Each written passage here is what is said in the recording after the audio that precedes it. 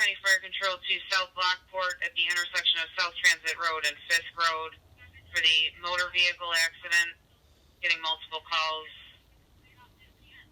stating there are injuries. It's going to be an ALS priority call. Use FD Tech 4. Repeating to South Lockport for the motor vehicle accident at South Transit Road and Fisk Road. Still getting further information. Multiple callers on this. Going to be an ALS priority call. Person is on the ground outside the car bleeding per our caller. Your incident is going to be assigned to SD Tech 4, Niagara County Fire Control, clear at 12:02.